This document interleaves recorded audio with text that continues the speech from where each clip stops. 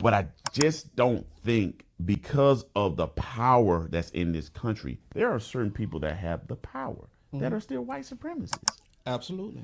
But there are some white people that do go out of their way to help black folks. Absolutely. Make sure. And that's the problem. The problem is not so much the integration piece, it's the power structure in our country, that there are certain people that consistently keep that power that has been multiplied through generations because of white supremacy, because of the things of redlining, because of the things of moving people out to the burbs, because of putting us in Section 8, because of all these things. Going back to what I just said, systematic racism, that's the reason why. I don't think it was the integration piece. I think it was more of the systematic racism piece that made it, portrayed it like, oh, yes, this is terrible. This is why our communities are bad. I don't think it was integration. I think it was more of the systematic racism that was put in place to make it to where I was just talking about the pharmacy leaving, Right. the buildings, dilapidated buildings, all the different things on the south side that were moved out because of that systematic racism dealing with the banking system. Oh, well, you know what? That land is not as good as this land over here. Hell, let's just be real. If I darn get a house, put your pictures up in that house, and then I tell you what, got my friends, my partners in that I'm down with that are white, put their pictures up in it. Who you think that and that goes on now. You sell the house, who you think gonna get what the value gonna be? That's what I'm saying. I'm not saying the integration part. I get what you're saying as far as the integration piece, because my mama integrated her school. So she tells me about all the terrible stuff that happened. But she also tells me about she was a good person. She was a good person. He was a good person. So that tells me integration wasn't so much as the aspect of being terrible or bad. It was just a white supremacy part of it, and all of the systematic racism that came with it that made it look like, oh, this is terrible, because there is no money going to the black people, or there's no money going to the culture to make sure that it's even, to make sure that we have grocery stores here and grocery stores there, make sure that we have banks here and banks there, or make sure we have pharmacies here and pharmacies there. No, because it was that supremacy, that systematic racism, not integration. I just don't believe it was integration. I believe it was systematic racism that kept things in place, or tried to keep things in place. Let me put it like that. Financial problems that we have today, who benefited the most from integration? Financial integration, of course, because of redlining. Yeah. I mean, one of the most important aspects is redlining. And we stopped supporting each other when we was as soon as they say, hey, look here, you can shop here, all the places that we've been supporting is gone. Yeah, you're right. You know what I mean? Now, I also want to say this. Yes, sir. In my lifetime, it seems that we all know the problem. What I haven't heard in my lifetime, and that came to a head when we seen Black Lives Matter organization make it all the way to Hillary Clinton. They had Hillary Clinton like in a room no bigger than this one, and she spoke to him, and she told him the truth. If I give Hillary Clinton any credit, she told those members of Black Lives Matter the truth. You have to have a plan ready to go. See, Black Americans do not have a solution to our problems. But we all know the problems. Oh, yes, we do. You're right. We speaking of mental health, right? We speaking of, the poor choices that a lot of us seem to make, and we have to pay for it down the road. Right. But we're always treating, it seems like we don't treat the root of the problem.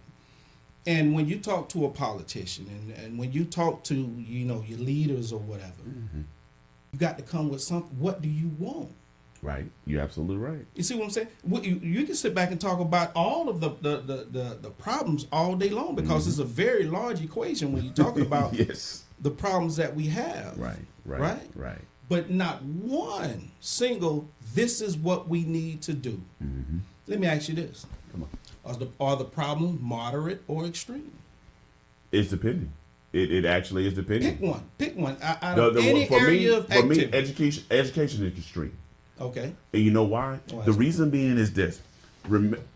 Black communities or black middle class was a thing at one time. We were going to school and you remember the vocational stuff that you could do? Everybody wasn't pushed to go to college. Right. Because everybody ain't gonna go to college. There's more trade stuff. Yeah. Thank you. Yeah. So I can be a truck driver, I can be an electrician, I can be a plumber. What happened to all that? Disappeared. What happened? I'm asking y'all, what happened to all that? Yeah. We ain't got the money for it, right? Yeah. Yeah. I'm being facetious, Right. but we ain't got the money for it. Yeah. Why? Who was benefiting from that? Tell me, who was benefiting from it? I got statistics on that one. Yeah. We Tell were. us. We were benefiting for it. Okay. And we were doing well. Black community were doing well. Plumbers were doing good. We had plumbers, we had electricians, we had all these brothers that were doing well. They weren't going to college, but they were doing well. Had a lot of Masons too. Right. Yeah. Exactly. Yeah. We're doing well. We're providing for our family. Right. We have the white picket, as they want to call it, the white picket Yeah, fence yeah, and the 2.5 children. Yeah. And we everybody was doing well. Yeah. Funding cut for that. Why? Strategy, is what you're saying. Yeah. I can see that. Definitely. Who was it benefiting? So, what my solution to that is, Okay. why are we not funding those programs, those funds that you're putting out to go to give tax credits to certain people that can afford the beachfront properties and stuff of that nature? Move that money to the general funding to where you can fund these different schools that are in these underserved communities and put those different things back into place so where you have those things. I love Lively, God bless them, but I need to have my certificate when I step out of school. So when I step out of school, I can step into a job. So now there's no lag. I don't have time to sit on the corner and talk to the brothers. I got to go to work because I got a job, brother. I got a good paying job. I ain't got no job that I'm making quarters and dimes. Yeah. I'm making jobs I can fold. Yeah. I can fold money. So I can look to now I'm going to solve one problem. Now let's move on to the next problem. Now I got housing. Well, man, I can't, it's okay. Well, if plumbers make great money. Oh, yeah. They're good money, great money. Yeah. So I'm a plumber. Now I'm able to save, or let me back up. Financial. That's the financial piece, because you said about the financial piece. We need to get more young black men and women to understand their finances. So guess what I want to do? In school, before you leave, you got to go through a finance class, meaning you have to learn how to balance a checkbook. We don't do that no more. I got to give. They don't. I got to give Governor DeSantis mad props on that. Got to give him that. Because I got to give him that. He said, before you roll out of the school, you're going to learn how to balance a checkbook. Like that. Cool. Let's even advance that. Okay, also how to invest. How to invest in your communities. You can do that. You can say invest in communities. Well, how can I do that? Well, there are stocks that you call this acorn. They got the little acorn now. You can do $5. Put $5 in this stock. This company, you ain't gonna own nothing, but at least you're learning how to do this. So now you leaving, you got a little bit of a mindset of how to invest, how to get a job. Now I'm gonna put you out there understanding that I know what to do now. A little bit. Now I know how to deal with getting a home or an apartment. Right. So now I got a little bit of home folding money. Now what you do is you get those young professional plumbers and all that, you build those homes and stuff. Now that goes back to our leaders. Now I'm going back to my leaders. Okay, those projects, you gave Florida State $20 million. How about we put some of that on the south side? Let's go ahead and take $10 million and we go ahead and put, it got to be expensive. They got like South City. They redid South City. That's some nice homes. It's nice apartments. Oh, yeah. Let's put that out there for these young professionals. Young professionals can stay there. Now you have them out that Section 8 or whatever. I don't want to say it like that because that's not how it was. I know about it. What a product of. But these young professionals now have an apartment.